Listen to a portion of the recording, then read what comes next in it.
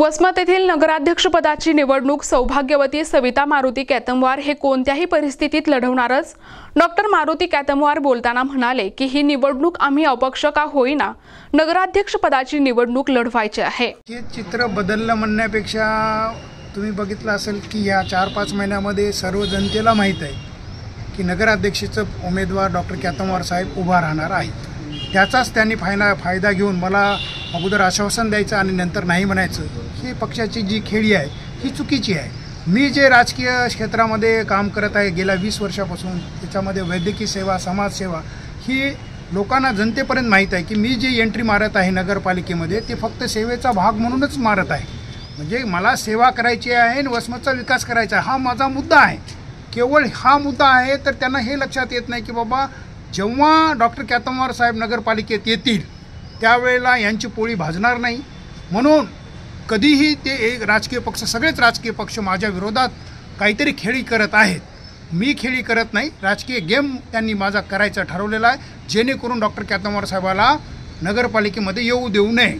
आणि माझा उद्देश स्पष्ट आहे की सेवेचा भाव आहे, सेवाच करायची आपल्याला।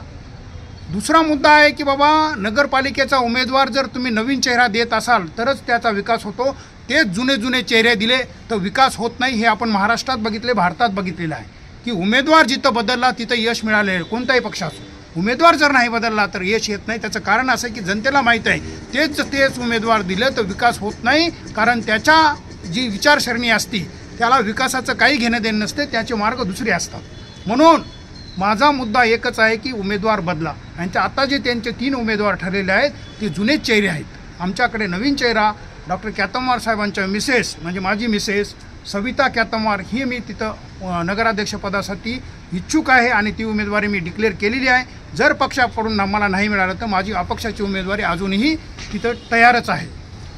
नेमकं यापुढे आजचा दिवस शेवटचा नाही, आणखी 25 तारखेपर्यंत पोस्टपोन केलेला आहे, कारण काही अपील आहेत त्याच्यामुळे नगराध्यक्षाचं उमेदवारी मागे घ्यायची तारीख 25 आहे। तर त्यामध्ये आता आमचे जे अपक्ष आहेत ते 25 अपक्ष आहेत आमचे, त्याच्यापैकी 16 जण आज आले होते, आता 9 जण उद्या परवा येतील, तर 25 जण खाली आमचे उमेदवार राहणार आहेत। आणि अपक्षाचा उमेदवार मी, माझी पत्नी सविता कॅतमवार ही नगराध्यक्षपदाची उमेदवार राहणार।